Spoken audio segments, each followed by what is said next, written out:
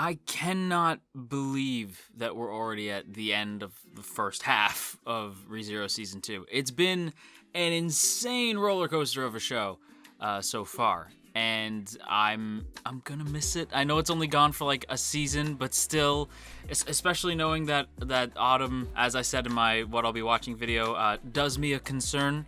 I'm gonna miss ReZero a lot going into the autumn season, but we'll have it back by winter, so it's all good. With that said, everybody, welcome back to another one of our weekly ReZero Season 2 discussion videos, the last one for a little while. Today we're gonna be talking about episode 13, The Sound That Makes You Wanna Cry, but quick reminder, if you haven't done so yet, go ahead and hit that sub button, alright? Go ahead and hit that sub button so you know that when ReZero is back, you will get a video from me about it in your sub feed, as well as videos keeping you updated on what's going on in the autumn anime season, so stick around for those as well. So go ahead, hit that sub button if you haven't already. But with that said, everybody, we're going to go ahead and jump right into it. So let's go ahead and start with Subaru's big lesson. Subaru learns a hell of a lesson this week. Mainly, I'd say the biggest thing that he does is learning to love himself. You know, like that's a thing that, like, I know sounds silly on the surface, right? It's like, love yourself. Like, everybody says that all the time. Take care of yourself. Love yourself. Blah, blah, blah, blah, blah, blah, blah. But with Subaru, it's always been an issue for him. Think of the character that we know, right? Like, he always puts others above himself, and that is admirable to an extent. But he doesn't really, like, think about what other people think of him. Like, and when I say that, I don't mean, like, he doesn't care what people think. I mean, like, he doesn't realize how much people care about him. So, to the point where when we see during the second trial, all the people, like, or all the timelines, quote-unquote, possible timelines, where people reacted to how he died and how his friends literally mourned or could not get over his death. And it's starting to sink in that the people who he cares about truly care about him back. And this is a bit of a wake-up call for Subaru in a way that I don't think he was really expecting when he walked into the witch's tea party. You know, it's not what he had expected. It's not what I expected. By the time by the time Satella shows up, I'm thinking like, oh, it's about to go down. But that's not quite what happens. I was expecting some big brawl, like from all the witches versus Satella or something, as Satella tries to gun it for Subaru, but that's not what ends up happening. It's actually this, like, legitimate conversation, and I think that's one of the reasons why I like ReZero so much is, yes, there's a lot of action. Some of my favorite characters are the more badass ones, but at the same time, there's such a level of discussion at play. Like, these characters have very genuine conversations about what it is to be human, what it is to love in general, not just other people, but oneself. It's legitimately like a lot of thought-provoking questions being raised, not just by Subaru himself, not just by the characters that we know, but also by the witches, these apparent monsters who are beyond human comprehension. They are the ones also raising these questions. Even so far as Carmilla legitimately trying to show Subaru that there are people who not only are there the people that he loves, but the people that love him. You know, like, there are people who mourned his death. There are people who legitimately would rather have him than not. And he needed to be aware of that. He needed to know that return by death isn't the only way. You know, like, there are other options, and Satella is the one trying to show the man that, and that's what blows my mind, is that this whole episode is essentially Satella proving her point to Subaru, and they show Satella in the past to be this malicious force, right? This, like, malignant, evil, or like this just aura over the show. She's just this overbearing force, and now it's not quite that way. They are bad, they are evil, and eventually Subaru's gonna have to face a lot of these characters, but it's more so that, like, you get it, you know what I mean? Like, even Subaru says, like, I can never truly, like, see things your way, and I don't think we'll ever be close or anything, but I do have to thank you for what you've done. And what they've done is shown Subaru a better way. Like, there's the ones that were okay with him dying if it meant that he was following through on what he wanted to do. There's the ones who saved him from dying because they knew there was a better way. Ones who reminded him that there are people who love him, who don't want him to die, even if he knows that he's just going to come back. They don't know that. You know what I mean? And the ones who showed him to love himself, because if you have to be able to love yourself if you're ever going to be able to love anybody else. And I really love that that's where Subaru's character had gone in this first half of the season, because again, as like Subaru is ever a work in progress. Like, he is always growing and evolving, and it's part of the reasons why I love the show so much, is the fact that Subaru is never quite complete. In the first season, he was a bit of ironically, a greedy asshole. Like, when we first see him, he's like, I did all this for you. Like, I did all this for you. Why don't you love me? You should be appreciating me, blah, blah, blah, blah, blah. Like, all this shit. He like, had this idea of what it meant to be chivalrous and what it meant to be a man, and that had to be challenged during season 1. And here, it's that you have to challenge that idea of selflessness to the point where, like, even, like, putting others above yourself is inherently selfish without maybe you even realizing that it is. And I like that, like, we show that Subaru's normally, like, trying to do something that is on the surface good, but isn't aware that it's hurting people around him. Like, that happened in season 1. He learned that lesson, and we got the big ending to season 1, which is legitimately one of my favorite endings to any season of any show. And I'm not just blowing smoke up ReZero fans' asses here. I legitimately think the end of ReZero season 1 is one of the better season finales I've seen in most shows. It's just Subaru learning a huge lesson and moving forward from that. And in this season, we're having Subaru learn another new lesson. And what I appreciate is that he does learn the lesson, sorta, kinda. It gets challenged by the end, and we'll get to that in just a sec. But I like that Subaru does learn the lesson by the end. And, like, to an extent. It's beginning to sink in. And it's nice to see that come from the witches of all people. But ironically enough, the first person to really test that is our girl, is Patty. Yay, Patty. I loved the scene with Patty and Subaru because it's Subaru taking the lesson that he learned with the witches and sort of, like, seeing it play out firsthand. When he wakes up, he's outside of the trial room, which is different, right? Because he's like, wait, I'm not usually out here. I usually wake up inside.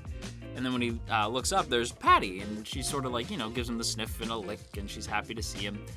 And Subaru's like, why would you do that? Like, I would have just walked out. Look, you hurt yourself trying to get to me. Like, you didn't have to do that. Like, I would have been fine. But Otto's like, you really don't get why she would do that? Like, are you serious? And Patty, you know, is obviously happy to see Subaru, and, like, is she sort of, like, makes a growl, not a growl, but like a you know, like a some kind of noise. She makes a Patty noise, and Otto replies, you know, and Subaru's like, what did she say? And Otto's saying, like, does she really have to spell it out? Like, that's what she said. Like, does it need saying? Right? And it's just funny to me that Subaru, even when he learns the lesson, is still so, like, baffled that people would care about him. And it's like, dude, you already know that your parents loved you. Why do you think any of these people wouldn't? And on top of that, like, it's just funny, like, even after Otto says he's his friend, Subaru beats on himself so much that he just assumes that, like he just doesn't believe Otto.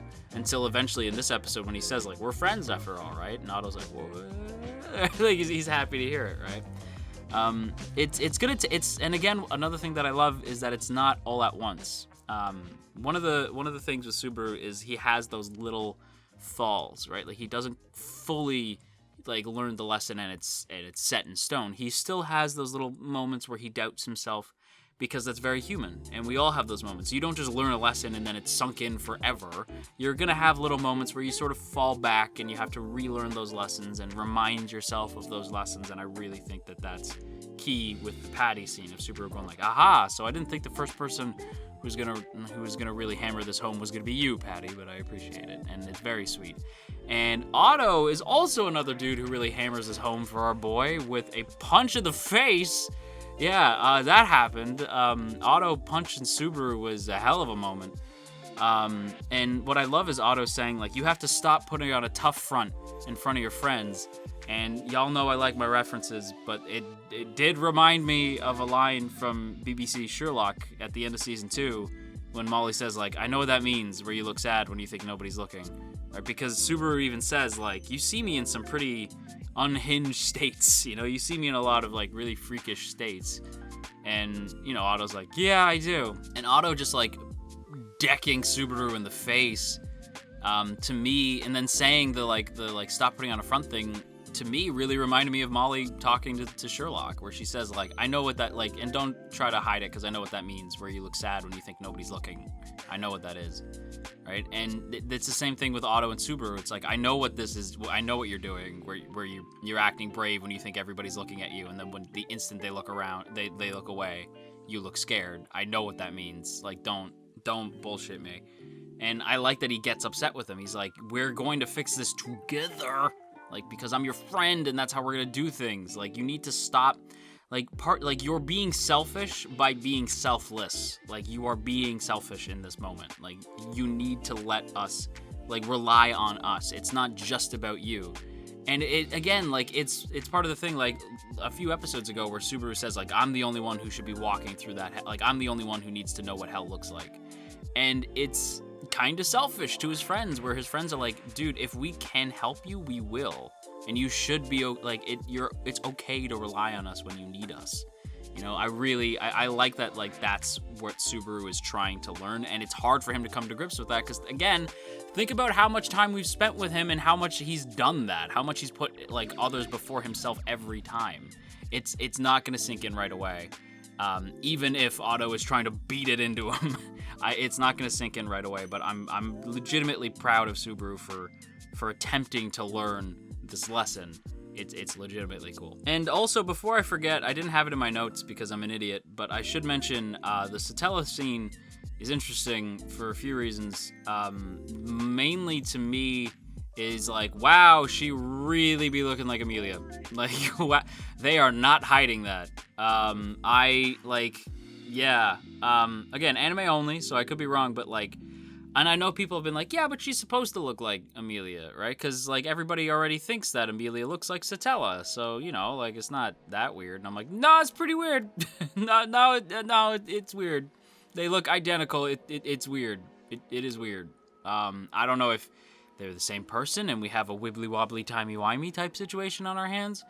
I don't know if maybe this is like an ancestor or something, like from 400 years ago of Amelia. I don't know if, no, and for the love of God, no, I haven't seen the one OVA. I'm sorry, okay? By the time the season started, I hadn't seen it, and then the season started, and I'm just here now, so I haven't had time to see it, so maybe it's explained in the OVA. I don't know. But as of where I'm sitting right now, Amelia be looking a lot, or Satella be looking a lot like Amelia, or maybe vice versa. Either way, I was like, damn, that's very interesting. And I'm leaning towards a wibbly-wobbly, timey-wimey thing because, again, like, she's constantly talking about how much she loves him and how he's always helped her, and she just wants to help him and wants to make him realize that, like, there's other people who care about him. You know, like, everything she's saying, while yes, it's creepy, is stuff that we've known Amelia to, like, push onto Subaru. And don't forget, too, the last time we saw Amelia go crazy, it looked awfully familiar. That's all I'm gonna say. Like, the last time we saw her go crazy, it looked hella similar to a certain other character. Satella, I'm talking about Satella.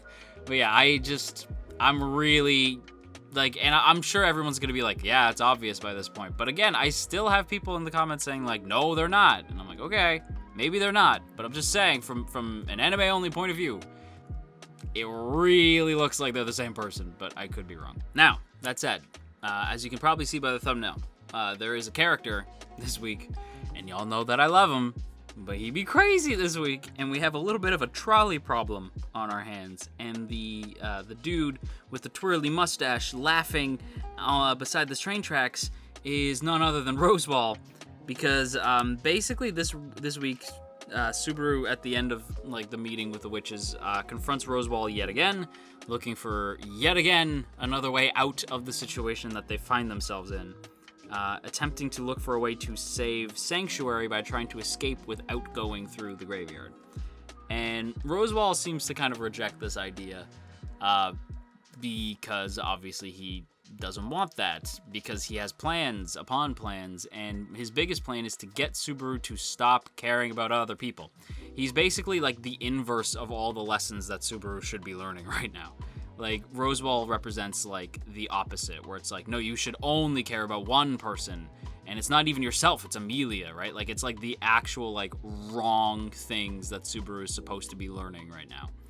And, like, Roswaal basically just Yeah, I was gonna save this. I was gonna try to beat around the bush about this, but I'm just gonna come out and say it. Roswaal is the one who sent the assassins to the mansion, and I called it. I knew that would happen. I could feel it in my bones. You know, I was like, I feel like it's Roswaal. Just because like the stuff that they knew was like, how else would they know that? So I was like, I knew it. I knew this. Ooh, my evil, cheeky husbando. Evil. But I can't deny that I was still like, ooh, Roswaal, you bad. You so bad. But I still like you. Like, you know what I mean? I still love Roswaal. You can't deny he's a fascinating character. You can't help but love the man. And like, it just... He's interesting. I can't help it. He's fun. He's a fun, crazy, like a kid in a following dude. He can't help it. And that's the other thing too. He says like, "Oh, when I got entranced by those eyes 400 years ago," and Subaru's like, "What the hell is happening?" Like Subaru's mind snaps at this information, right? He's like, "But why?" Right? And he's like, "Because I wanted to show you. Like I wanted to push you into the situation. I want you to be like me. You have to only care about one thing, and that's Amelia. Like you need to and even if Amelia doesn't want you to be like wants you to focus on just her, too bad. You have to break Amelia's will to get her to where she needs to be. Like that's what you need to be focused on right now.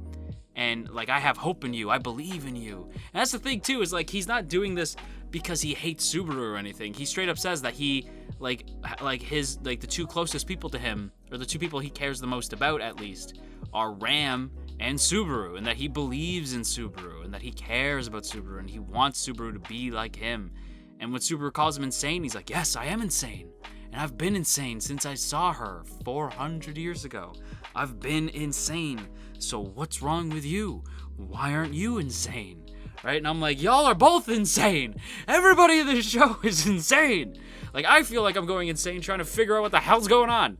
Like, it's absolute madness everywhere, and I love it.